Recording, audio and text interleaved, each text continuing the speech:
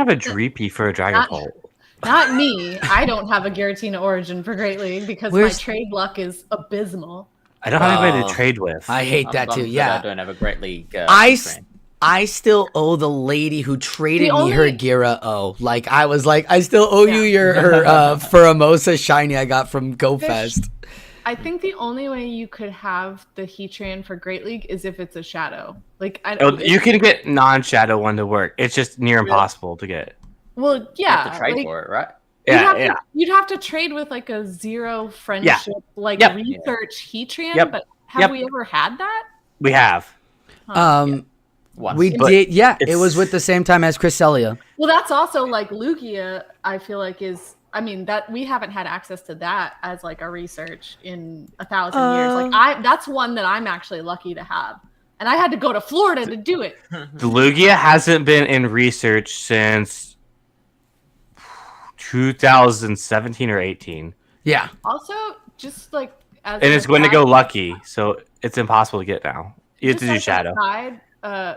Brown is like super loud in my ears, but everyone else is like normal. No, Lugia hasn't been in research since. Girl, that's Brown. That's brownballer. 2017 or 18. He's like so loud on there. I think he's great, but when he gets in here too, he gets real loud because he's got a loud voice.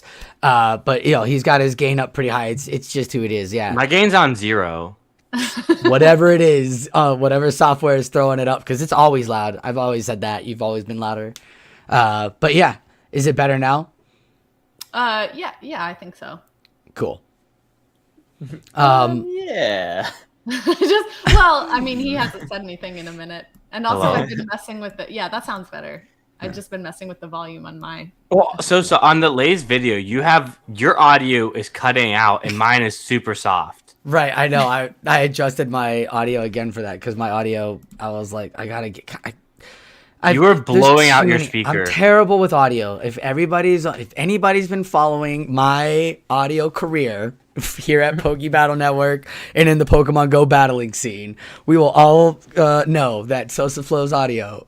Wait, aren't you an audiologist? Terrible. No, I don't even know what that is, but no. It's so and there's a difference though. What's up? Because like it's just so hard to balance like when you have so many people because like different devices even sort of hear things differently. Like whenever we record the Battle Cats, like Caleb is always telling me to bump up my mic, and I'm like, I have it as high as it will go. Yeah, and I have no issue with you how loud you are. You're fine. Yeah, I don't know. So weird. Something weird just happened. Like, and my audio just changed completely. It's from like it went from like a mono to a stereo. Is something active? It was on something on. Whatever happened in here, I don't understand. What happened. Maybe you have your YouTube on and it's playing audio. I have the YouTube open. Actually, no, I don't. Are we live? We are. Like I said, we start live. We chatting for 5 minutes here. There we go. Okay, I see why I wasn't seeing it. And the fish on the heater's been real quiet, like a shark. He's like shark on a heater now. Well, he's just looking at this meta graphic and being like, "What is the secret? What? Tell me your secrets." That's exactly what I'm doing. It's like one of those paintings, the special eye paintings. You know, at it long enough. Like maybe. Wait, yeah. If you look at it really close, it's a scooter. You'll see the thing. I was on the Pokeball Network YouTube page, and like I went there before we hit start, and I was just expecting it'd say live. Yeah. So it didn't. So I was just staring at the thing for the longest time, and I refreshed and it's like, oh, we're live.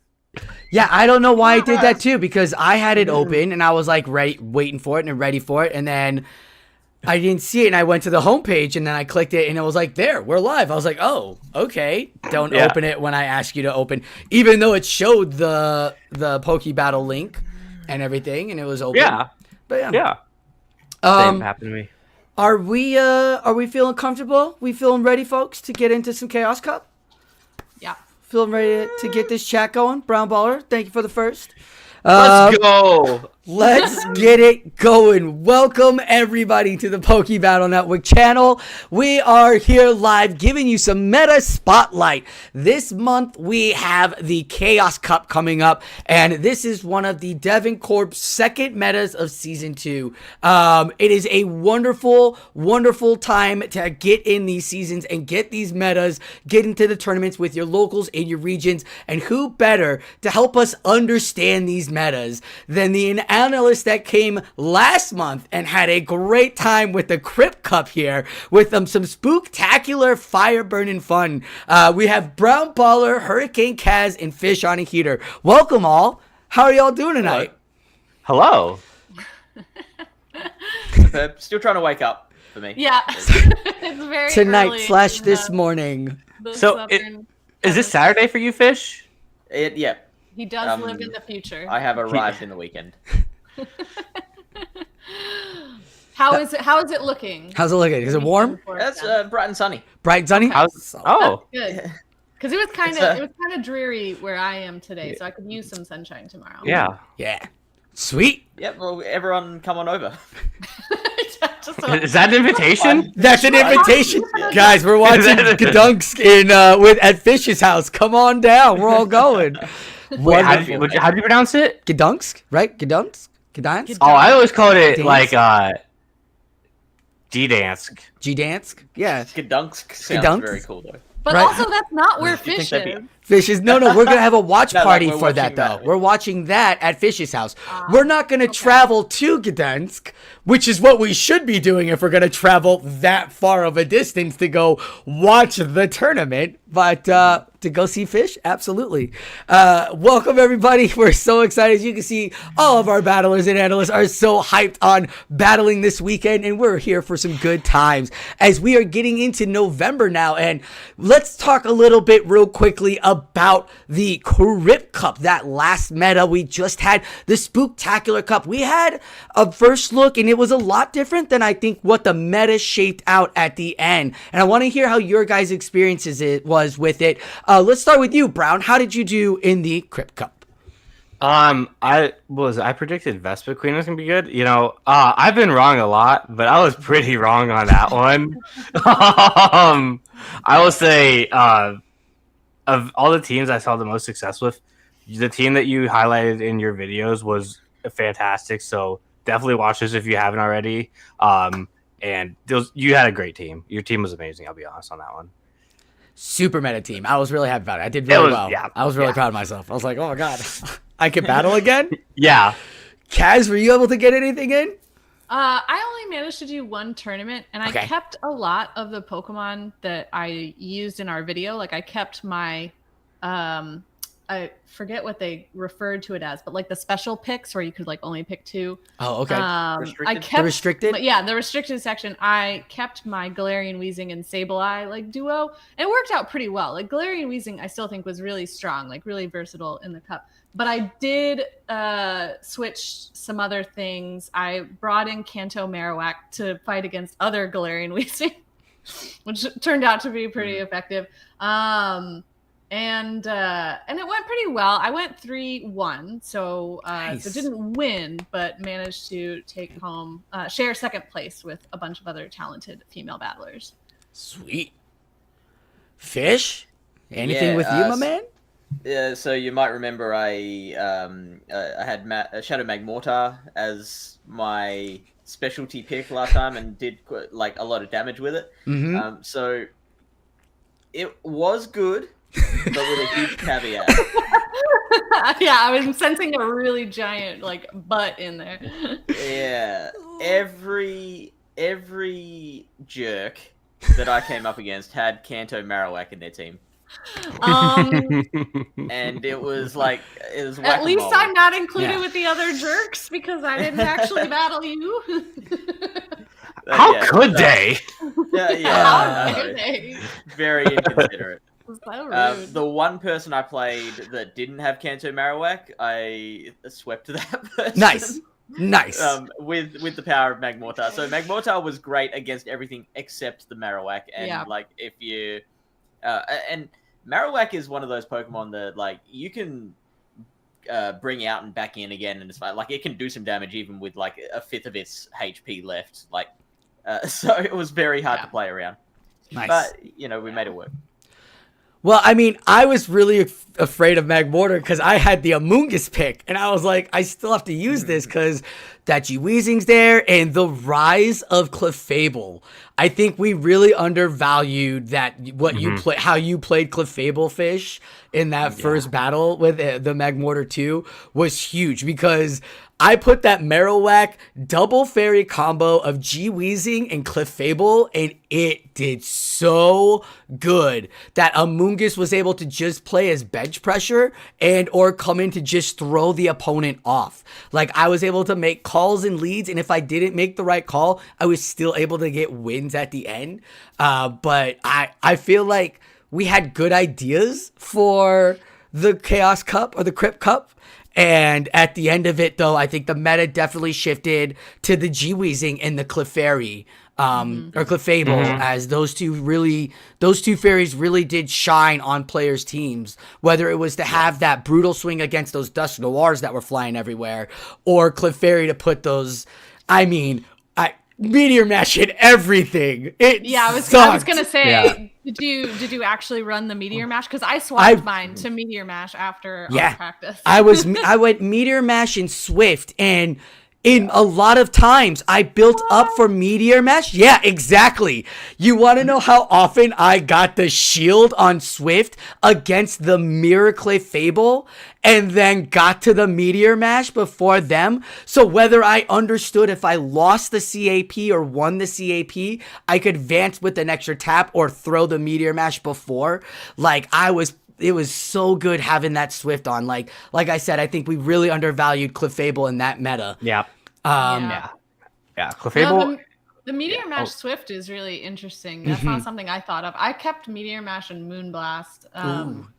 It was nice to Moonblast Ghost, though, I will say. You know what? Yeah, I bet. Because I did at one point. So at one point I had Spirit Tomb, and then I took that out for Dust Noir. And I felt that was a lot better. But then when you run into those fairies, like, especially that G-Weezing, so tough. But there you go. That was our Crypt Cup. We hope that you all had a wonderful time and got your ranked in Fish on a Heater. Thank you for hosting that 6-rounder at Palatown. I ended up going 3-3 because of a great catch by my opponent. It was so good at the last battle, but a great time. Thank you for hosting those. I appreciate that. If you are looking for tournaments, Palatown PVT does host the 3-day rounders. They start in the middle of the tournament, so you get a little bit of practice time on Flash in your own locals and then can join them. So go check that out. There will be links once this gets up for you below for Palatown PvP. But we're in the Chaos Cup now. And folks, it's slot meta with, they put a points on it. And here we go. Our first look. This is what it is. You have, you've got two sections. You have Lord of Skies / Abysses, or Ancient Extinct Species. Now you can pick only 3 Pokemon out of each. So your team of 6 have to include 3 Lord of Skies and 3 Ancient Extinct Species. And those 6 have to add up to 16 points at most. You can't have a Pokemon adds up to 17 points. That will not be allowed. So an all team of 3 at 18 points, at 3 points a Pokemon is not allowed. So that is how that's playing out. There are specific Pokemon out here, so we don't really need to go into much about what's allowed, what's not allowed. Shadows are allowed. Megas not allowed, as you can tell. Whatever, there aren't on there. So let's get into it, because I know everybody has a good thought on it. We're gonna start with what's up. Quick question though. Maybe I'm overlooking something, and maybe I'm a little unfamiliar with the rules. Okay. Why can't we have 5 Pokemon? Is that against Devon rules? Devon rules you must enter a tournament with 6 Pokemon. Okay. They say show with 6 Pokemon. I get where your head's at. I get where your head's at. And you know what? I even found another loophole, my friend. Because there's no rule about double Pokemon. I don't believe that if you ran the same one, if you run the same one, does it just counter itself out as a point because how many times can that point be counted, right? So if I run 2 Flygons, that should only still be just 2 points. You guys are trying to galaxy brain this thing, and it's like all right, we're gonna no. Well, the only reason I say that is because I remember when Elche had 5 Pokemon at Worlds. That was allowed. Well, I mean, that was why? the only reason No, that no, was no. allowed because he was his It's 6 not Pokemon like- was disqualified. Yeah, that it's was not why like that he was allowed. made a Let's team of yeah, 5. yeah. It wasn't a choice. It was not a team of choice. 6 Yeah. and could not bring one of them. Yes, that So, let's all be real there. Very, very different. Okay, yeah, the play Pokemon yeah. scene is a lot is not like that. That's you guys crazy. are trying to galaxy brain this. Yeah, it's let's- already like hard enough. It's a okay? definite hard minute. What's going on, Kaz? Tell us what's going on. What are you thinking? Well, here's the thing. Like I'm familiar with like the point-based system. I'm familiar with the slot-based system, but like trying to combine them both into this weird like mashed up puzzle where it's basically like you have 2 different pictures and you're trying to like build a whole different picture like out of all those pieces. I was trying to team build earlier today and I did manage to build something which I'm pretty sure is legal, but we'll find out later. It was actually like just quite difficult to envision, how all these things are supposed to work together. So I will say, while I do love cups that feature sort of lesser known, lesser used Pokemon, because to me, that's the point of limited metas is Right. to really try and like stretch your battling muscles and use something you're not very familiar with or something that you don't get to use very often. I think that this format makes that hard and like harder than it should be. Yeah. And I appreciate the effort to like, encourage us to use different things, but maybe there's a better way next time, you guys. Yeah, I definitely agree with that. Me personally, I'm a season 1 battler from GBL, and I'm finding it very difficult to build a team in this meta. I just don't have a lot of that stuff, or a lot of the stuff is very inaccessible, or a lot of the stuff is just really bad, and so really not the best use of resources. So it's like, am I going to spend 100,000 to double move a Kyogre? No, I'm not. I definitely would. Oh, sorry, and then the Groudon, you have to double move the Groudon 100k in an Elite TM, a Great League Groudon. Yeah. I can't justify doing that. I really can't. But And also, actually, mine has frustration too. And also, like, even, legendaries like Mesprit and Azelf, like, when are you ever going to use those again? Like, something like Armaldo or, like, Sceptile or Kabutops, like, those are not things you're really going to use very regularly, but I could see having use in, like, other cups and stuff. I don't know. Those like, Lake Spirit legendaries, it's like, why would I ever build that? Well, the issue with the Lake Spirits too is they were most of those were a one-time thing where we could get them. It was during Go Fest, and you had to catch them in the wild. Nope, that is a one day during Pokemon Go, unless you can find them in the wild in your region. And if you don't live in that region, you can't get that. So it was one day, which that's incredibly difficult, as well as looking at some of the other batters that Mons you have to trade with. Like Heat Train, you have to find someone with a 1 friendship. And typically, those are really, even 1 friendship people are really hard to find. The best place to find them is regionals, and odds are you're friends with your locals that you play with. Yeah. So you have friendships. So, like, it's very difficult. At least all of those, like the Super Spice picks, I think, are kind of the 1 point, so you can kind of slot in whatever you might have, which makes it, I think, a little bit more accessible. But then the point system comes in, so that you have to make sure you're not going over by using things that you already have. Yeah. I mean, one thing you could do is play 3 Mons that you don't even own, roster them, and then play 3 Mons, but that's not going to be a fun way to play the meta, unfortunately. But it is, which then comes back to, why we're playing this. It's for fun. So I don't like that strategy, but it is one approach. It's a bad approach, but But it's it one is. you can use. Yeah. I'm kind of mad at it. Not mad at it. I like how we're all like, we're mad at it. Sosa, I think you're... Sosa, you're muted. You're muted. You're absolutely muted. How did that happen? You're still muted. Okay. No. I think he's telling us that something is wrong on his end, and we should keep going. So we have talked a little bit, me and Brown. So Fish, what is your impression of this this puzzle that we have? It's one of those ones, you get these metas every now and then where it's looking pretty darn hard to plug every hole.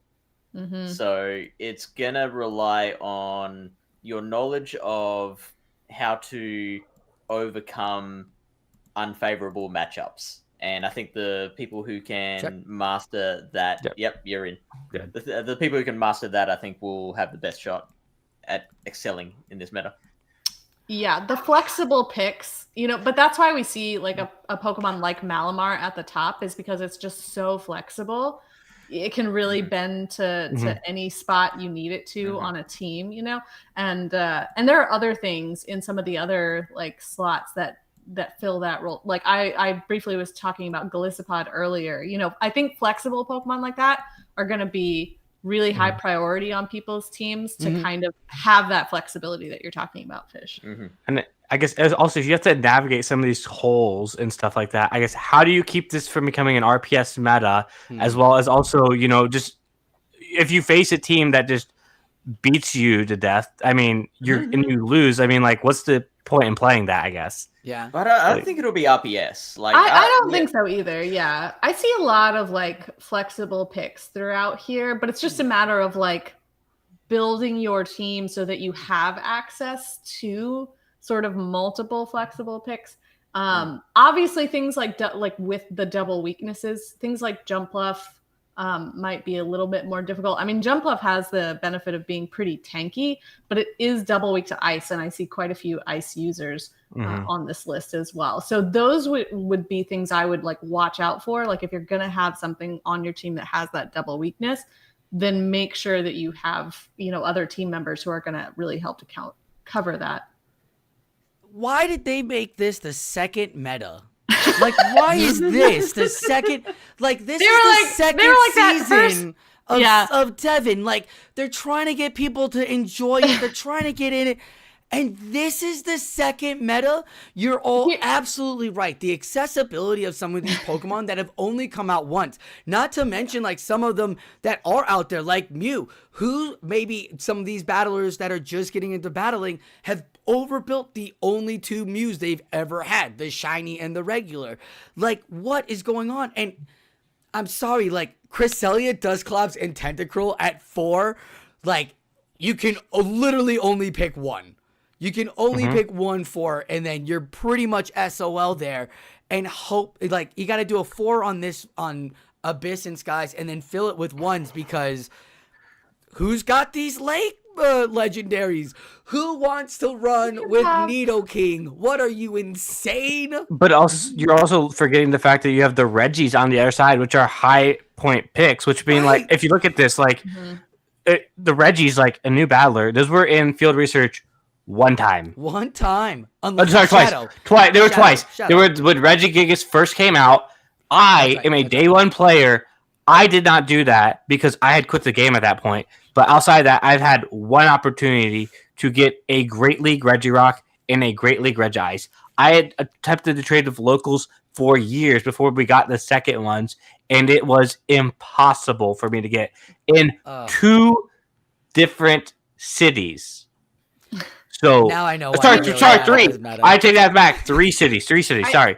Yeah, I think that kind of covers like both sides of why this isn't necessarily like what I imagined that grassroots battling should be doing. Because like it's hard. It's not only hard for seasoned battlers to have some of these things, but it's also hard for anyone who might even be remotely interested in grassroots battling to look at this and understand, like, what? What am I? Let alone have some of this stuff, if they're just getting started. So, so I don't know who this cup is really designed for, except for, like, I don't know, the galaxy brains out there, I guess. The big galaxy brains, I think. The 5 heads. Well, also, if you look at the other side, you have Lilip, which is a level 50 Pokemon that you need a hundo of. Relicanth, which is a regional Pokemon. There's just Nidorina is a XL Pokemon. Yep, Nidorina level 50 XL. The whole ancient extinct species. I have. There's a clear, distinct gap between the two. It's almost like they're there for to fill out your roster. It's almost like they're low ranked on PV Poke. It's a very imbalanced meta between the two.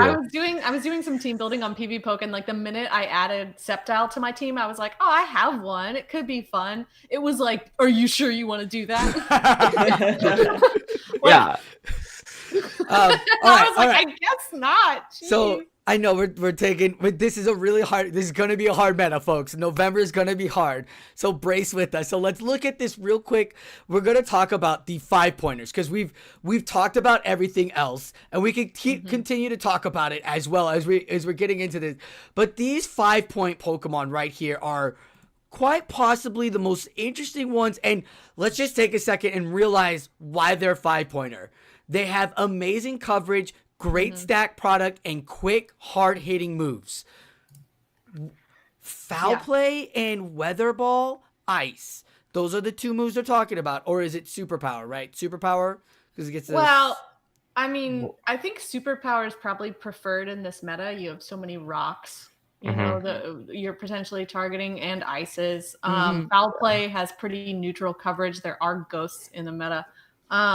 Honestly, Malamar looks way better to me than like Aurorus. Like Aurorus is good, but honestly, I think Malamar's coverage, let alone, I mean, I don't think you should run it, but I mean, you have access to Hyper Beam too if you wanted like some crazy nuke to have. And like the Psywave being recently updated, like with the extra damage, insane, absolutely insane, and I mean, definitely justified at 5 points. Correct me if I'm wrong. There's no fairy out there, right? So I didn't see one at first glance. The only thing that I see that is fairy or even comes close to it is Jumpluff, and that's with Dazzling Gleam. It's not fairy. Exactly, that you have to like worry about. It's bug. Exactly. It's I don't because it does have the double weakness to bug, and you look at a lot of these Pokemon, and I know for a fact that some of these bugs and some of these, like even the grass types and water types, like have access to the Fury Cutter fast attack. So like Malamar is not going to have like the easiest time, but can certainly put the pressure right back. Well, the issue of Malamar, though, it is the second worst defensive typing in all of Pokemon, and Aurorus is actually the third worst defensive typing in all of Pokemon. The worst one is actually the Snom line. But Malamar does not resist anything, which makes it a very difficult safe swap in metas. So you really have to lead that because you can't catch anything. The only thing you can catch is a psychic move because Malamar does not resist stuff. So this is a very offensive-oriented meta from that perspective. Good catch. Good catch. That's some good information right there. Yeah. I mean, I don't really ever like when they give us these slots or point ones. I don't ever like playing with the high point one. It's just against what I like. I don't want to be put in some crippling thing because I had to have the meta Pokemon that I know everybody else is going to have. As a matter of fact, I will swap out that spot for a hard counter to that Pokemon. So I'll find something that goes against both of those Pokemon. Like, I like this Hisuian Samurott. I've got Icy Wind, I've got Mega Horn, and I've got Fury Cutter right there. I believe it has a water move too, maybe if I want to throw that on against the Aurorus. But that is where I would put in, and then I don't have to worry about that 5 slot, and then I can start picking up things like Cresselia or Dusclops or Regirock, because I have a Regirock, because I played that Regigigas raid day, and I made sure never to quit the game because I am just so cool. Was Hisuian Samurai just a one-day raid day we've only had so far, or has it been come back multiple times? It's come back a couple of times, but you had to trade it. Okay. Yeah, right? It's in raids, but you also did have to trade to get it under 1,500. Got it. Mine is on I will tell you, mine is on the team that I made. Beautiful. And like mine is terrible, but it's shiny and I love it. You got the shiny one? Yes. Oh, so great. All right, so the three of us have been running our mouths, and there is Mr. Devon sitting over there, like quietly, like taking in everything. What do you feel about this meta, Fish? We really haven't heard Are you feeling like this meta as well is very accessible to battlers, or are you just as perplexed as why this is so complicated? Do you know who this was for? Do you happen to know who this might be for? Tell us. We demand to know. We need answers. This is just my like opinions of my own. Opinion of your own. Absolutely. Nothing means nothing. I'm not speaking I for won't Devon tell at the moment, anybody. but there's obviously a little bit of a struggle getting people to adopt grassroots at the moment, because like people are just focusing on Go Battle League or play Pokemon, right? Mm-hmm. Maybe rather than maybe the inaccessibility is kind of the point. Maybe Okay. they are looking for ways to make this like elite level. Maybe they're looking to position themselves as like if you want an extra challenge rather than just open Great League. If you want something that'll really test your skills, then try our metas. Like I said, like okay. even though I am like a staff member on Devon, like that is just purely my observation. And if you asked one of the meta team, they might say, no, that's not it. We would never think that you represent Devon at all. We're just messing with you. We know you're at the table. We love that you're at the table. You work so hard to get there because you're great to the community. But no, we appreciate that. And that's there's certainly something valuable in that as well. Like, I don't think every monthly meta should be like super easy to understand. But sometimes I think that, you know, the way that they make these, you kind of need to build up to it. And it's only the second month of this season. Right. But my question to that, hold on, my question and to reeling back with all of that from you, Malamar right now is the real big love right now. Everybody's been playing with it. That Psywave got boosted and stuff like that. And we're on the elite level as we're talking, like we're thinking like this is for the elite. Why the Auroras then at the 5 spot and not something else? Because I feel like Aurora should have, like, not everybody's going to have the Auroras. It's not as strong. I feel like there's something else like a Wall Rain or something there that could have been a better 5er. I'm just wondering, like, the thought on Auroras, because Malamar's everywhere. We're all loving it. Would you know why? And then someone's going to tear you apart. No one told me why Auroras. Okay. Like, I guarantee someone's going to bring Auroras and just tear someone apart. Of course. That's why. I think its coverage is really good. Yeah. Okay. Well, not only that, the ice rock typing, I think, is good in general, but it looks particularly nice for this meta, I will say. Well, it's because Auroras has a lot of weaknesses, so I think they put Pokemon with weaknesses that are beatable at the top of the meta. That's my interpretation. I could be completely wrong, though.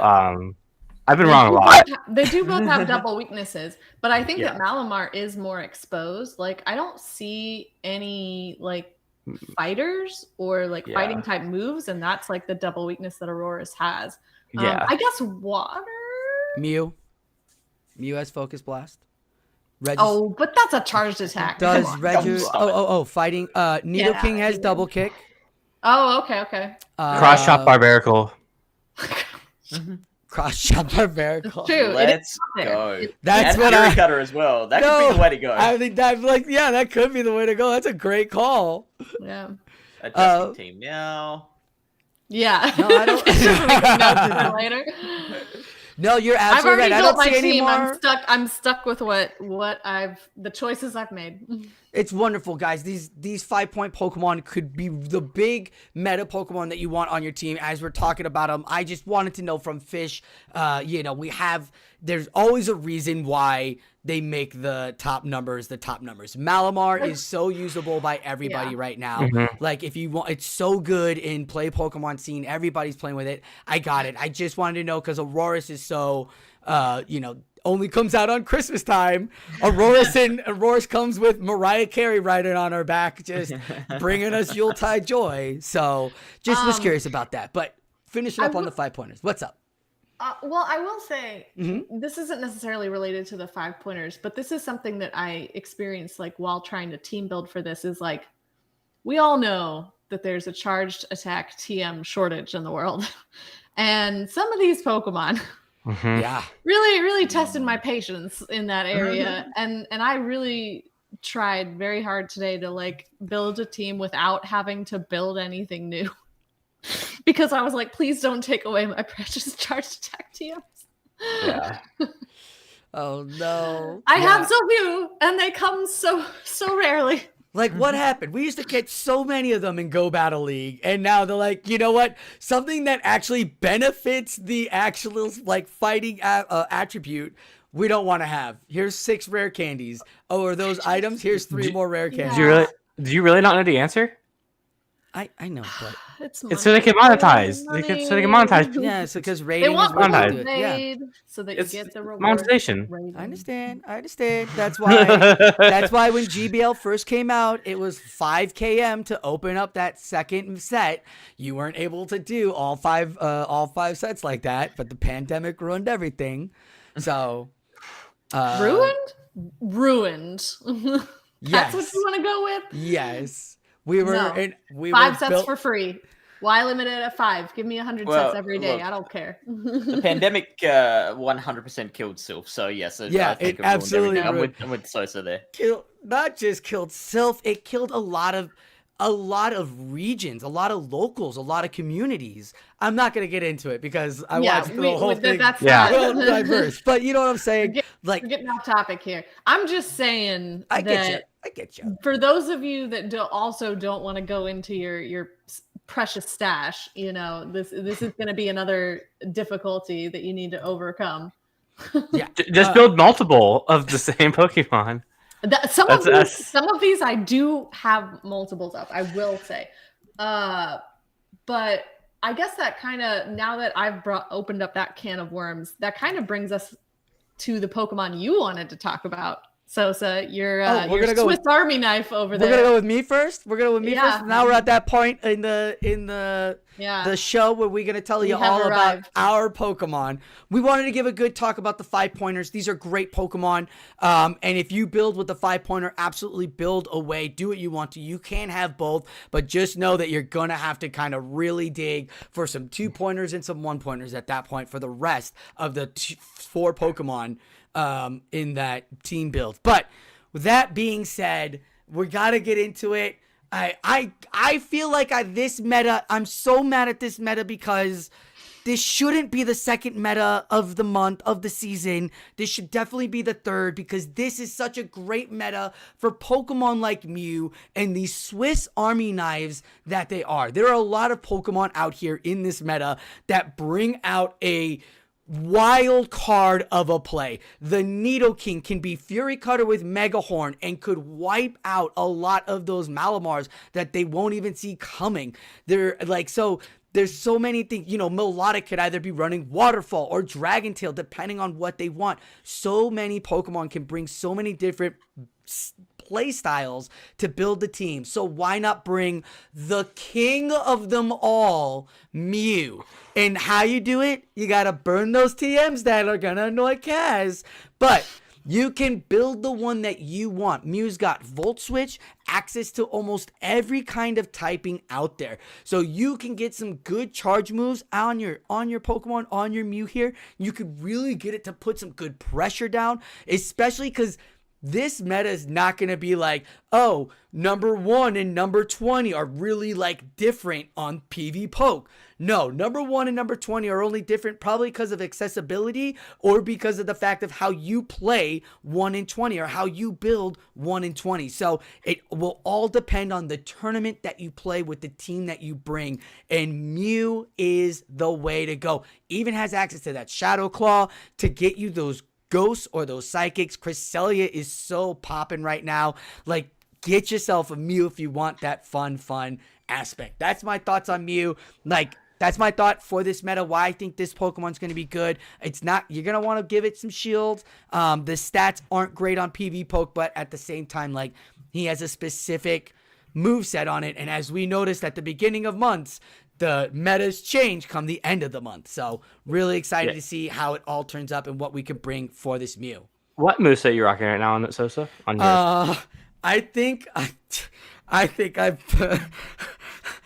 do you remember back in Fresno. Is it hot in here? Or? That's a lot of panting over when there. When Homeboy brought the Volt Switch Energy Ball Rock Slide Mew, that's what my Mew has because of the Swampert. So here in the comes meta. the real question: is are you going to be changing it? Yeah. How many TMs are you willing to risk? Girl, I'll be using that Elite Fast TM. I got no problem buying a Community Day box and getting another one for in there. But That's yes, the real answer. I actually no. I'm gonna fast TM it. I think I'm gonna do Shadow Claw because I really like Shadow Claw in this meta, especially if the number 5 Pokemon are the best because they have hard hitting, fast, quick moves. So I'm gonna be looking at maybe earlier fast moves that it has. Mew rocks like how many movesets does Mew have? Like a million. A million moves. Yeah.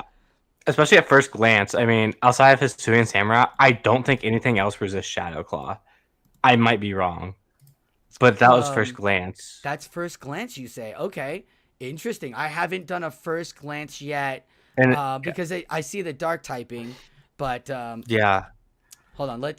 PV Poke suggests Wild Charge and Surf, which is what everybody should have. That's the basis of it. Wild Charge. I was gonna say Dragon Claw, but I want to see maybe Psychic. I feel like Psychic might play, especially if we start seeing a lot of these other Pokemon start playing out here, or something else might play. I feel like maybe it is Bulldoze because there are more Auroruses that are going unchecked in this meta. Well, I think Surf would hit Aurorus. I think Dragon Claw Wild Charge. When I did all the playing around at the move sets, that turned out to be the best ones for me. Yeah. But remember, it does have access to Poison Jab. It does have access to Dragon Tail, Steel Wing, Charge Beam, Waterfall, Frost Breath, Struggle Bug, Cut, Pound, and Rock Smash, which is a fast charge move fighting. So, again, play Mew like you want. It has access to Focus Blast and Slow Sweep as well. Like, this is what I feel the meta is really wanting you to do with a lot of these Pokemon is play them in styles like they're not supposed to. Dusclops has Ice Punch. Like, that's crazy. Tentacruel. Well, Tentacruel's going to play like Tentacruel. But Charizard can play like a dragon. It's real interesting. But that's my take. That's my Pokemon.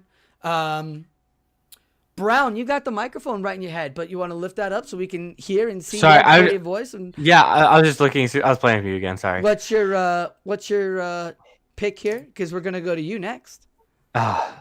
It's Guillotine Origin. It's busted. It's the best typing in the game. It's got the best moveset in the game, and the only thing that resists it is Hisuian Samurai. You lead it, you farm something down, you set a Shadow Ball something, and nothing can take it. You rip shields, you set yourself for an advantage, and it's busted. Why it was allowed in this meta is beyond me. It should not have been allowed, in my opinion. It's broken. It's absolutely broken. That's right. It shouldn't be allowed because I don't have one. That too. I don't have one either, and it's just broken. Hey, flying battler over there. You know, if you were a dragon battler, you would have gone and worked hard to get one. Yeah. Like, I haven't worked hard, right? Every trade has gone terribly. Oh. What are the odds that 10 trades would not go above below 1,500? That's not only that, all the high point picks, it does so well versus Tentacruel.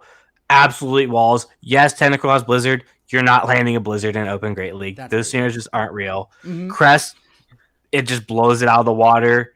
Sure, Malamar's pretty neutral into it, but again, get up energy. Malamar,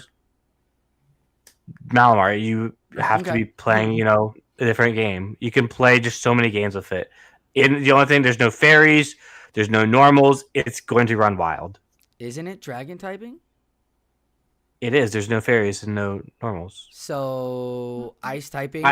That's why you lead it, that's why you lead it. That way, if you get those in the lead, you don't care, and you farm something down, and you're sending Shadow Ball, which is one of the best moves in the game, at it, and nothing's resisting it. And if you are sending the best move in the game at a glassy Pokemon, it's going to be KO'd. I feel like it's a shield investment, but I have one, so I've been playing with it. I haven't done too many practices with it, but Yeah.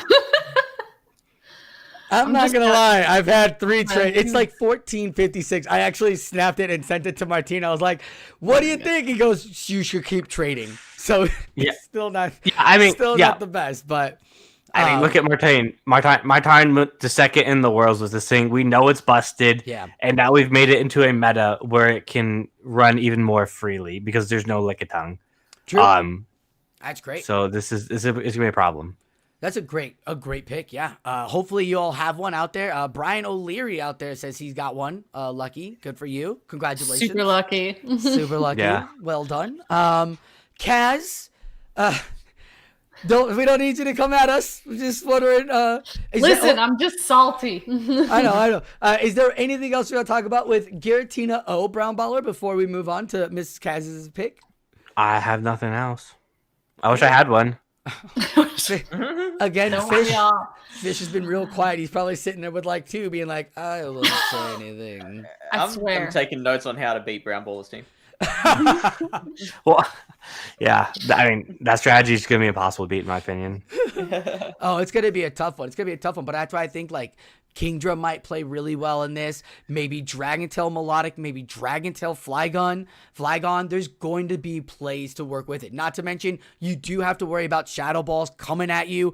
And Dusclops did get that Shadow Punch. So it is Shadow Punch coming in hard and fast at you.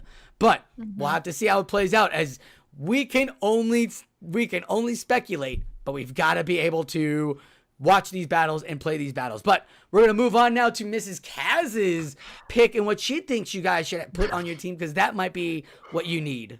So you know me. I look at my first look at a meta, I got to find the birds to highlight because they're always my favorite. In this meta in particular, out of the ones we have available, I think Kanto Zapdos could be really strong.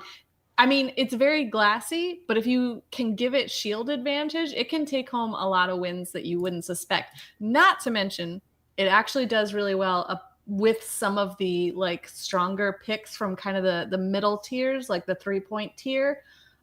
Beats your grasses, beats your bugs, beats all the waters. So those are going to be some, really solid picks on people's teams. And I think that Zapdos could be a really nice surprise because it is so fast. So fast. I don't play with shadows, so I will not have the shadow on my team. I will have the regular one. But I have seen a lot of people play with Shadow Zapdos before, and that thing can be absolutely scary when it is up energy and potentially up shields. I think the only thing that it like won't outright beat in this meta are probably your rocks, like the Auroras, like the Regirock. So if you can cover those with the rest of your team, like you're set with the bird. You know what, Kaz? You bring up a really good point here with this Zapdos, and that is also, there's something I don't think we've really talked about. I know we're really mad at the meta. We're not really like paying attention to like what these Pokemon are and what kind of value they are. Like on the left, you have Lord of the Skies and the Abyss, right? Those are flyers and water Pokemon, and Zapdos knocks out all of that. Like Zapdos is the core on the inside of Lord of the Skies here that could actually play really well. And I'm not going to lie, Zapdos Malamar core is now starting to sound real tasty to me. Like if you can protect Malamar with not only the Lord of the Skies, but almost every single bug that's going to come after Malamar, you're in a great position where you're forcing the opponent and maybe even forcing the meta now to have to play rock moves and have to play rock Pokemon. Yeah, huge. And I mean, the ground resistance is really nice for an electric type, obviously. But again, it's very glassy, so you are going to have to find some bulk to pair it with in the meta, like Cresselia, like Dusclops. I think those are potentially very good partners because they can soak up some damage and leave room and shields for Zapdos to come in and sweep in an endgame situation. Nice. That's my bird. I'm sticking to it. The bird is the word. Always. I just realized this too. They have all the Kanto and the Lugia. All three Kanto and Lugia. It's like you can they do build like a 2,000 team. The other Kanto birds, the Articuno and Moltres. Articuno is my personal favorite, but honestly, I just think that the coverage is a little less good in this meta, which is very sad. Moltres also is like very strong, very glassy. Lugia is like it's like known for being bulky, like when we fight it in raids and everything, but like in the Great League, it's not. So, but it does have access to the Dragon Tail fast attack, which could make it potentially very good in this meta. So, I mean, there are a lot of good birds out there, but honestly, I think Zapdos' typing and coverage kind of sets it apart. And you can see that in the fact that it's like a slightly higher point pick than those other ones. So that's why it's still cheap at 2 points. So I wanted to make sure it got a little extra love. Nice. You also have the ancient bird Archeops. That's true. The most ancient of birds. Well, thank you for that wonderful insight on Zapdos. Mr. Fish on a Heater, what do you got? So, turns out that you put it up there already. I was going to make it a big reveal. So I'm sorry. My thinking. Take it back. Which Pokemon were we talking about? I don't even know. Malamar. It turns out that the 2 5-point picks actually make a really good core together. Like, they cover most of the meta just on their own. And so I took a look at what Pokemon could beat both. And there were like 3. And of those, Blastoise was my favorite. Ooh. And so that's for that reason alone, Blastoise is a consideration on my team at the moment. What were the other two? Sorry? What were the other two? Don't leave us hanging and be like, there's only... Yeah. What were the other two? But I'm going with Blastoise. They are. Oh, there's actually 4. So, one of them's Malamar, so don't take that one. We got Shadow Sceptile, Blastoise, and Shadow Armaldo. I like it. God. The 3. Really? Barbaracle can't take both of them? With the Cross Chop and Fury Cutter? I would say that is because the Team Builder takes the average of the 0 and 1 shields, and in the 0 shields, Malamar would crush with the superpower. Mm-hmm. That's right. And so probably I would say Barbaracle still wins the 1s, but the 0s are more in favor of Malamar than the 1s are to Barbaracle, and that's why it would consider that like a close loss. The next question is it rocking Water Gun? Is your boy walking Water Gun? Yeah. Well, yes. Whoa! Wait, what? It has to be. We're not running Bite, are we? Yeah. What's the moveset here? So, look, I'm probably going to go Waterfall, but I do like what Brownballer was saying about Giratina Origin, and maybe that is a sneaky option that you could run to purely neutralize the Giratina Origin. But is that a one-trick pony, though, is the real question? Yes, absolutely. Do not... Listen, I love this spicy idea. But what was that one Sylph thing where someone ran it was like I can't remember what it was, but someone it was a draft thing, and someone ran Bite Blastoise. Does anyone else remember that? No, I do not. It was a long time ago, maybe 3 years ago, maybe 4. That's when Sylph was. Oh, we're so long into tournaments. I love it. There's been so many battles. I literally, there are some things that I just cannot remember now. There's no room for it in my brain. I want to say Rocha did that. I think it was Rocha. I wouldn't put it past him. I also could be wrong. It could have been literally anybody else. Okay. Could have been Arrow. No, it wasn't Arrow. I know it wasn't Arrow. Come on. I would remember if it was Arrow. Well, this is a wonderful big Blastoise rocking Water Gun, Waterfall, but then the charge moves are Hydro Cannon, Ice Beam. What is the other thing that it rocks? You could potentially run Skull Bash, but yeah. I don't think there's a ton of room for normal type moves in this meta. Honestly, I think Hydro Cannon and Ice Beam would be the way. Or Flash Cannon. Oh my god! Yo. If you don't think Hydro Cannon's beating the go. Aurorus hard enough, Oh my then god. Yeah. you If could water just- gun hydro cannon isn't, Well, actually, going Skull Bash for hard enough Demir. for you. What's Skull that? Bash what? Skull Bash for Demir. Well, Skull Skull Bash for Bash the mirror. is For the mirror. the only the mirror is the only thing you would First want off, Skull Bash. The only people that are going into tournaments with Blastoise are probably the few people that are watching this. Which, I mean, they're probably all going to be at Palatine PvP, so yeah, bring the Skull Bash with the mirror. But if you're going to do outside of Palatine PvP, maybe not Skull Bash. Maybe you'll be fine with Ice Beam or something else. Yeah, you know what? Blastoise is going to end up being super, super good, except for like the Zapdos that everyone's going to bring. Right, It's now just that be like, Kaz oh. brought out the Zapdos. Yeah. Woo! Well, these Yeah, are some... bring your Blastoise. I'm happy to see it.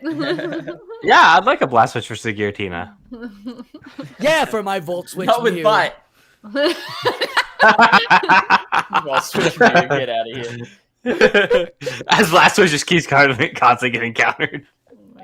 You know Well, what? Actually, I'm going to look that up. I reckon Bite Blastoise would be for Switch Mew. I am already in that battle matchup Oh, that's right probably now. true. Mew versus Blastoise. Oh, they gave it Shadow Claw. Let's see what it does with Shadow Claw. Whoops. Not Blaziken, Blastoise. Water Gun, Hydro Cannon, Ice Beam, and Mew wins because it hits the Bite Wild Blastoise. Charge. Oh, sorry. Bite. That's right. Oh my god. Mew has The no Blastoise hope. For science. No, For Blastoise just science. 2 shields. Blastoise That's has what you to got to do. 2 Is 2 shield. shield everything. Blastoise only wins in the 2-0, the 2-1, and the 2-2. And the What about Shadow? 1-0. Mew is just too fast. Shadow Blastoise. This is with Shadow Claw too. So if you're out there with Shadow Claw, Wild Charge, Surf on Mew, if you see a Bite Blastoise, or if you see a Blastoise, get in there. You'll be fine. You said Shadow now? Let's see the Shadow variant running It's Bite. about the same. One Shields is very close.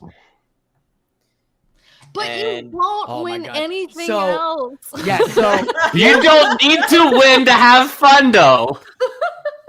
So, with Water Gun, Mew lives with 23 HP. With Bite and the 1 shield again, Mew still wins with 3 HP. And the 1 mirror and the 2-1 is a little more favorable in the Blastoise matchup, where I believe it's 1 extra bite and you're winning that, and you're flipping that 1 mirror shield and that 1-2. Actually, And so in also- the ones, take off for Bite Blastoise, take off Hydro Cannon. So basically, don't let it throw a charge move and see if that changes anything. Well, and also, Yes. check what IVs. Oh my he's god. running, Oh my god, that's crazy. by the way. So Stop. Blastoise wins with half its health intact and 1 more bite to an Ice Beam. If Oh you my throw God. Hydro Cannons on Blastoise Bite, you will lose every matchup. Don't do it. Yeah, Blastoise blows Blastoise wins all, even with the 1 shield, Blastoise wins. Even on the 1-2. So if Blastoise gives 1-2 Shadow, Blastoise wins with 1-2 on the 2 shield Mew. Blastoise wins. So there it is, folks. Our statistics on Bite Blastoise. Hopefully you all had fun there. But we got Now, some what more. if Muse is running Focus Blast? Okay, No! let's get into our battle. So just think of all the clips we can make from this for YouTube Shorts. Absolutely. Let's Just think of all the shorts we can make. and this is just This for is not- Blastoise, which I don't This believe does a not lot of need to people are going to. become how will my pick win every given match. All right, let's see how it goes against Malamar. Bite Blastoise against Malamar. All right. Well, that is. No. Let's get that meta back up there so we can see all the wonderful picks for everybody here. That is going to be our picks, our decisions, and what we feel about this meta. We're going to give a look now into a battle. Hurricanekaz and FishOnAHeater are going to share their screens. They have a team of 6 that they have built for the chaos, which is pure nuts. It's bananas. It's out of this world. It's chaotic. If Definitely something we needed to sort out before the stream, but like, where am I sharing my screen? I thought you're the regular ninja. Don't you go ninja? Ninja? Yes, I can do that. Do ninja, senor. Ninja. I have to do Discord, so that's taken. Yeah. That's taken. That's why I can't get in there, because Kaz is in there. Well, can't you just split the screens for Discord and have two different things, and then you have two different windows? Video is pretty easy to use. Guys, do we not recall how my audio went out right in the middle of the stream? Are we just gonna play with fire and be like, let's try to throw everything through Discord? I mean, I do like playing with fire personally. Oh, good. Hang on, what are our sixes? Hold on, we're gonna show. You can show. You can see on screen. You the battle, and now I have my select screen up, so you can see like what my team is. We're gonna transfer now over to the other side. You'll just see Brown and me, and you'll hear Vash, Fish, and Kaz. As you can see, Fish, we're not. You can talk. Everything is fine. No. Everything is fine. Everything is fine. Everything is awesome. Don't you worry. Yo, so I think we did ignore one important thing about this meta. What's that, sir? We forgot Ninjask. Oh my no, god! No, you forgot about Ninjask. I never wanted to say anything about. But I'm just saying. So Metal Claw Ninjask throws double super effective Metal Claws into Aurorus. Yes. I don't know how that matchup goes because I didn't look at it because I didn't think I'd have this much time. Had time to go into Ninjask. You do know about the Zapdos. I see. Oh, I know. I know. we got half the same team here. That Ninjask could play well, but I thought you didn't like the way it felt when you played with it in Crypt Cup. Okay, oh, it was bad. Listen, that doesn't change. We're not on Ninjask anymore. We're off the Ninjask. I apologize. Never. As both these legendary battlers have brought their own Zapdos, as Kaz points out in all the glory there. FishOnAHeater does know about it. Oh. I'm just quickly sending this screenshot to Kaz so we don't have to look at like the selection screen anymore. No worries. We will mute it so no one can see your screen or see what's on there. But yes, okay, looking at Kaz, she got the Dusclops for 4 points, right? Then the Piloswine for 1 point, so she's up to 5. Zapdos for 2 at 7. Golisopod is 3? What's Golisopod? 3 over an Ancient. So she's got 10. Malamar at 5. And then Hisuian Samurott at 1. So she literally goes to the max at the 16. Yeah, no, it's like exactly at the line. Yeah, she reached and got the line. Fish, yeah, sort of the same tactic here. Going in with the Golisopod again for 3. Then Sorry, he's quickly, got... just Kaz, can you send me a screenshot of your team? So here's the real question. I know we talked earlier about, the points, but you don't have to use all your points, do you? No, you can come in with a team of 6 1-pointers. Yeah, I think that's a very important thing to mention as well, just so people aren't like, oh, I have 5 points available, but I have only 4. There's no 5-pointers available, but I guess that's math probably won't work based on snares. But no, you don't have to hit the 16. You just got to get it. Just has to stay in the ballpark of 16 points. So again, if she didn't have the Hisuian Samurott and she brought in a Nidoqueen, that would be a disqualified team. Yep. Where FishOnAHeater here only brought the Barbaracle, so he's obviously done the numbers on Barbaracle too. Like if Fish beat all of us last time, and we're calling half his team already in our lineups, feeling pretty good about this Chaos Cup. Brown, what are you noticing on these teams? I'm curious to see about these movesets. I wish I had a good Barbaracle. Mine's in Little Cup, and I'm not getting rid of my. I'm not getting rid of my Little Cup. I'm not getting rid of my Little Cup Binnacle. That's just not happening. Insanity. I love Little Cup. I will spend XL candy on Little Cup before I build Great League Bonds. I'll be honest on that one. I'm honest at least. So I love Little Cup. When you ever battle brownballer, he'll never have a Charizard because he's put so much investment in Little Cup. He'll have a Little Cup Charizard though. Someone has to. Anyway. Fish on the Heater's got a great team. Yeah. Kaz is locked up. I like your guys' combo. Both of you brought some spammy Pokemon in there. A lot of Fish's lineup here has energy of 35 to 40. Whether it's the Artibax with the Icy Wind or Golisopod with the X-Scissor. You got the Cross Chop on Barbaracle. Like, these are some really good spammy Pokemon here. We'll see how it plays out. I forget what Kaz brought. The Kaz have an Aurorus on her team. I did not. No, She does I not. have So the Malamar. it's interesting how neither trainer put an Aurorus on their team. I'm curious how that plays out in this meta. Let's see Like if I this is said, I was Cutter just or so curious about Aurorus. But you get Dusclops right into the Shadow Claw. Now, a lot of people have had their Galisopods at Fury Cutter with the Battle Frontier move. But if we forget that it has Shadow Claw as well, building up to the X-Scissors as the first Shadow Punch. The newly boosted Shadow Punch almost takes it to half. That's not bad. I'd like it to do a little bit more. Ghostpod is defense weighted. It is, so very so out of weighted. control. Yeah. Okay. Even the Shadow one is good. Now, Dusclops does not have the Astonish, so it is Hex that's going with it. And there comes another Shadow Punch. Like, I love Dusclops. I've been working with it. You could put Poltergeist and it'll one-shot everything. Like, it is insane how great that Pokemon is as the Malamar comes out. So, yeah, I mean, I'm curious to see how this Artifact plays out because I'm trying to think of its weaknesses. Fighting superpower, but Avalanche goes through. Not that Icy Wind, and I like that.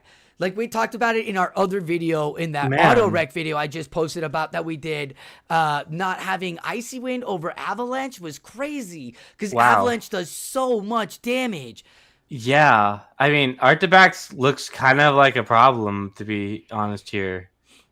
Yeah, because it has another quick, fast move as Dragon Claw for 35 again. Yeah, what's resisting Artifact in this meta?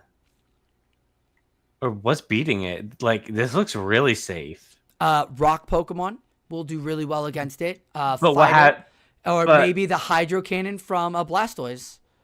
Yeah, Artifact's what's beating it? Like, realistically, like, Heatran is, like, its hardest counters and stuff. Well, if it has one. Maybe Giratina? Oh no, Giratina's unbeatable. Oh god, Giratina's unbeatable. I mean, Giratina and Artifact. Giratina Artifact core sounds really, really strong. That really does. Honestly, Malamar's gonna have to put up both shields to be able to take that, especially because then the two of them are gonna go crazy. Especially if you have a Zapdos like this. Like, look at what Thundershock's just doing. Like, tearing it away. Kaz got to feel really good about her bird right now. But never forget, there's still a shield and a full health bird on Fish's team. Yeah, outside of Heatran, Artifact's Safe Swap is actually kind of unbeatable. Yeah. And you really get to see that low defense that Kaz was talking about with the Zapdos. Because, I mean, that Glass Cannon is gone with that Dragon Breath. Yeah. Yeah, that Artifact is going to be very difficult to deal with in this meta. For 3 points, is it 3 points only? 4. No, 3. You're right. Absolutely. Sorry. Jeez, that is 4. No, 3 points. That is way undervalued right now. That's it. Right. And you can. I think it's an XL Pokemon. You're gonna. Is it XL? Is it? No, it's just really hard to get what's it called, the pre-evolution form. Frigibax? No, you had to hatch it. There's some wild ones. I've caught wild ones of late. I'm pretty sure my recent area was wild, but it's definitely not as accessible as Abomasnow. It's not as accessible as Abomasnow. It's not as accessible as Dratini was. But it's definitely a hard find for sure. I'm not telling that, but I feel like it's been so dominant and people have talked about it for so long that at this point people should have one. I mean, I have that pre-evolution form. What's it called again? I forget. Frigibax, yeah. I remember Baxcalibur. Because Baxcalibur was really good in Sword and Shield. That was Sword and Shield, right? No, it's Violet. It's Scarlet Violet, yes. It was it's one of the reasons why I got Scarlet Violet. It's one of my favorite design Pokemon. It's a pseudo, Ice right? Fighter, and it's like Baxcalibur. It's a play on Excalibur, and the whole thing is it's all just a sword and dagger. Is it a pseudo legendary? Yes, it is not. Okay, It is not the real legendary. No, it's not the legendary at all. But yeah. So yeah, I mean, we're waiting for Fish to lock in. I don't know. Did he fall asleep on us? Trying to figure out. It's. I know it's really hard. Kaz's team was. We don't have it up anymore, but real tough. Realistically, I think you have to bring a Heat Train to handle Arctibax. Like, I mean, I'm going to be talking about Arctibax this entire time. No, because you've got Charizard and you've got Moltres as well with that newly boosted Fire Spin. So you've got to be prepared about that. Not to mention, but they're neutral. His Suing Arcanine does have Rock Throw. So there's some good fire Pokemon over there that can help you out against this dragon. But yes, it is going to be a pain, and it might ask you to put a weakness onto your team, as an X-Scissor is frozen. There we go. Boom. Half the health on it down. That's not bad. Yeah, I mean, I think, seeing that, I mean, what is it? Bug is neutral into Arctibax. I think we're going to see the meta evolve into Fury Cutter Golisopod, honestly. Oh. I mean, I really think these battles are really, I'm seeing that from that perspective, because it's neutral into Arctibax. It's double super effective in the Malamar. I think these pawns are going to be incredibly high in the usage rates. Yeah. And the best way to handle that is to put Fury Cutter on your because Fury Cutter still gets the Cresselia. It still gets the Psychics. So you're still doing that damage that you have Shadow Claw for too. I agree with you. That's why I think Sceptile, and I said it with Mew about it being this meta playing with Pokemon that aren't going to be it. Sceptile, Nidoking, they have access to that Fury Cutter as well. So you just got to find the one that works for you, a good Fury Cutter user. But here's the difference, though. You have to look at how the typings play out and how the other stuff. Those typings are much more poor compared to Golisopod. Golisopod's typing is incredible. Its stat product is mid-tier, but its typing, again, this meta feels very statistical for Pokemon. Like, you have some of the worst defensive typings as well as some of the best defensive typings in the game, which is really interesting from that perspective, because you're able to turn advantages into, from disadvantages that you have from your stats into advantages you have from your typing. Yeah. Wow. Liquidation one-shots Piloswine. Now, we've talked about Ice being a thing here, and Piloswine's a good, cheap one to have. The only problem with it is that it will just get one-shot. As Kaz is finding out that the liquidation super effective. Oh my goodness. I think you're right. This is all gonna, again, this is what I'm saying. This tournament, I didn't want to bring up PV Poke into this spotlight hour, because I don't think that is going to give any battle a real value. This is really going to be about, if you pick a Pokemon, how are you building around it? And we gave you 4 incredible Pokemon that you can work to build around it. Granted, Fish has not brought the Blastoise yet, so I feel like he's just, blowing smoke up our skirts right now. But we can hope that the Blastoise comes. We have seen the Zapdos play really well. We have seen Malamar come. We've seen Piloswines. But, I mean, Golisopod has shown really, really well. I'm really curious to see the Barbaracle. I think it's gonna crack into that meta as well. I think it's gonna be. Here's my prediction for the meta. Okay. Malamar, Arctibax, Giratina. That's 2 on Malamar, Arctibax, Giratina. That's 2 on the, what's it called? Pure Skies side, and so that puts you at 5 Extinct. points. And we got Golisopod back into that. Golisopod as well. Arctibax. Yeah, I really love the art. Look at that. It's so cute. It looks like a Velociraptor. Like, all about it. All about it. But yeah, you've just called out for your line there a total of 11 points. 11. Out of 3 Pokemon that you've picked already. I thought I had 4. No, because you got Giratina, OR3. Malamar, Okay, that's Artabax, 8. Barbaracle. That's Okay. 4. Artabax is 11. Barbaracle will bring you to 13. So you've got 2 more for 3 points. This will be either will be super effective against this bug water Pokemon. As you see the Zapdos in the sky shining like always. Them birds. Yeah, and then birds. I think Heatran will be number.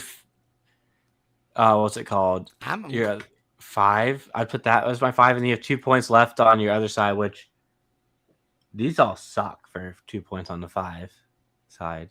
On the flyer side, 2 points on the flyer. What? Well, they suck because you don't have Charizard. I'm going Charizard. Fire spin Charizard. Thank you. It's meh.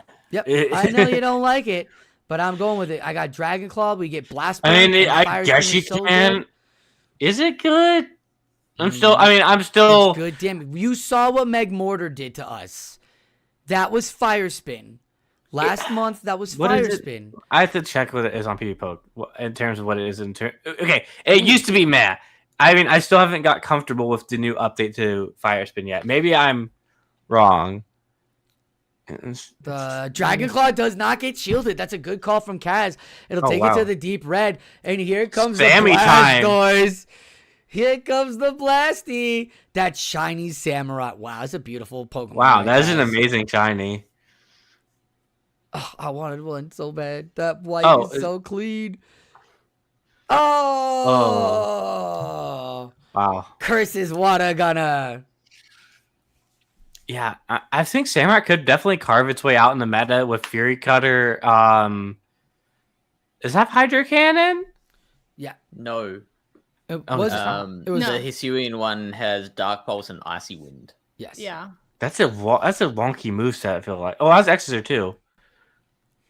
And Razor Shell. Oh, welcome back. Oh, wait, does it? It does. Well, it does have Exeter, and it does have Razor Shell, yes. So it has two fast moves. Whoa. Exeter, Razor Shell, Icy Wind, and Dark Pulse. But with Cresselia and the Ghost running around, Dark Pulse seems proper. I would say you could probably get rid of Icy Wind and get Exeter in there. But, I mean, Razor Shell, if you can spam that baby off so hard. Oh, my goodness. Well, Razor Shell will hit, what's it called? And it's got a debuff. Aurora It's a debuff, too. Yeah. It's a debuffer, too. How does that play out into Aurorus? I'm kind of curious about that one with Razor Shell. We'll have to check it out at PvPoke. I want to talk to Kaz and Fish. How did those teams feel? How did you like what you built? Are you starting from scratch? Fish, you won. How did you feel? Arctabacks, man. Arctabacks. It's true. I didn't really have anything that could counter it. I mean, the Golisopod does okay. But still very glassy, you know? Yeah. And and maybe if I had shielded at that last Dragon Claw, that would have given me more health for the Blastoise. But then, like, it's so glassy, and mine, again, is terrible. So it's like, you would have just gotten to Hydro Cannon. Yeah. Were you expecting Malamar in the back? I don't know. Just... Maybe Malamar, but maybe also the Golisopod in the back or something like that. Okay. What about in the first game? Were you expecting Icy Wind on I was hoping for Icy Wind. Yeah. I was actually, I would have put that on if I'd had TMs. So I got lucky there. Yeah. TMs. No, those were absolutely great information to watch. Malamar really did put some good work. Like, if you double shielded your Malamar now, knowing that it's there for the Artabax, I think you would have had a better play. But then again, you're basically saying all those weaker Pokemon are going to have to take charge moves. And so that might be looking into bulky Pokemon like Dusclops that you had that soaked up, that like the Cresselia that's out there that can soak up those damage moves, because... I mean, Malamar did look really good, against everything that Fish brought out. Even the Arctabax. Arctabax was doing well, but if it lands the 2 foul plays, it's still got to do some damage. Or if it even hits one of the superpowers, that's going to be super effective. So, but also you'd have the information, though, Sosa, of your Arctabax, the value of it. Into almost every team, Arctabax 2 shield is one of the strongest plays you'll have in the meta. So you'll align your team so that way you can potentially give it 2 shields if you really want to. So, or you could play 0s, 1s, obviously. Yeah, those are the shield standards, obviously. But it's such a dynamic mod that it's going to be very, very meta-centric, in my opinion. I think it's highly meta-centric. Absolutely. But maybe I over. also want to call out, Kaz's Galissapod, where like I got pretty lucky that I was able to align my Arctobacks onto it twice, which really paved the way for the win. But like if I'd misaligned to that, if I couldn't hit that mole, then the Galissapod would have torn through me. Yeah. No, I got a question for y'all, because we were talking about it, as you heard, like Fury Cutter or Shadow Claw. But the next one I have to ask is, what is your moveset? Because Liquidation is pretty freaking fire. Yeah. It has to be Liquidation X Scissor. Okay. For charged attacks. I don't see like Aerial Ace doesn't really have very much play when you can have like the same type attack bonus. Sweet. Totally. Yeah, I mean, typically you only use Aero Ace if you're facing like Giratinas and stuff in Ultra League. But I mean, that's really the only play here. But like, you drop the Shadow Claw for it. Hopefully, you can do enough damage with that. Nice. Well, that is a wonderful look of the spotlight of the meta here. I really appreciate you. We're going to go down the line real quickly, and everybody can give their final last thoughts. We're going to start with Fish. Sir, your final thoughts on Chaos Cup.